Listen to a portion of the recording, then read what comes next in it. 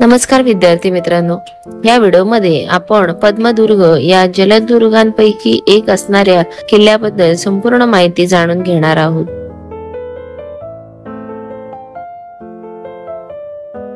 पद्मदुर्ग किल्ला, कासा किल्ला हा महाराष्ट्राच्या रायगड जिल्ह्यात अरबी समुद्रात वसलेला एक ऐतिहासिक जलदुर्ग आहे। छत्रपती शिवाजी महाराजांनी मराठी आरमाराची ताकद वाढविण्यासाठी बांधलेल्या या 5 जलदुर्गांपैकी हा एक आहे।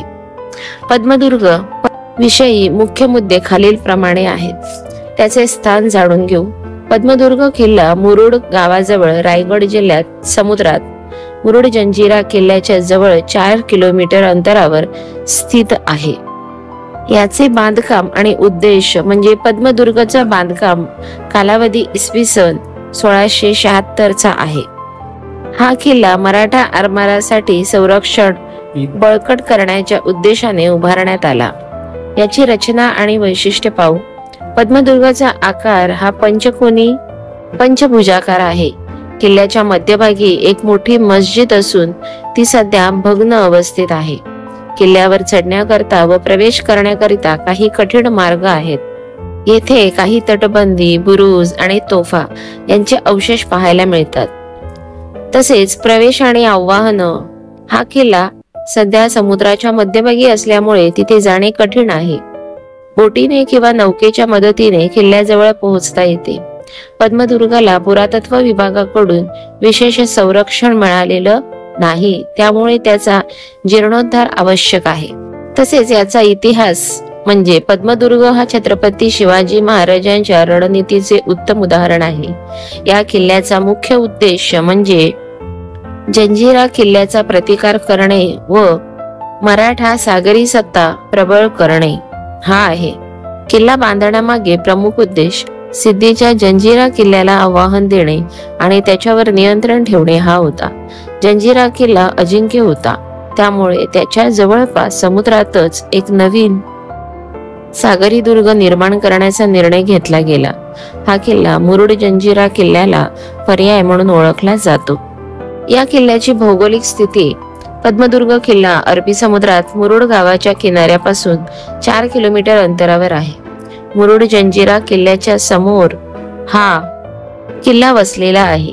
या किल्ल्याला पोहोचण्यासाठी फक्त बोटीद्वारे जावे लागते। किल्ल्याची रचना आणि वैशिष्ट्य: पंचकोनी पंचभुजाकार रचना। किल्ल्याचा आकार 5 कोन असलेला आहे, जो त्या बांधकाम शैलीचे विशेष वैशिष्ट्य आहे। किल्ल्याची तटबंदी आणि बुरुज: किल्ल्याभोवती मजबूत तटबंदी असून काही बुरुज अजूनही दिसून येतात। किल्ल्यामध्ये प्रवेश: सध्या किल्ल्यावर जाण्यासाठी बोटीचा वापर करावा लागतो। समुद्राची परिस्थिती योग्य असताना स्थानिक नौकाचालक किल्ल्यावर घेऊन जातात। किल्ल्याचे काही भाग पूर्णतः नष्ट झालेले असल्यामुळे काही ठिकाणी जाणे धोकादायक आहे। किल्ल्याचे महत्त्व पाहू। सागरी संरक्षण: पद्मदुर्ग हा मराठा साम्राज्याच्या सागरी संरक्षण व्यवस्थेचा भाग होता।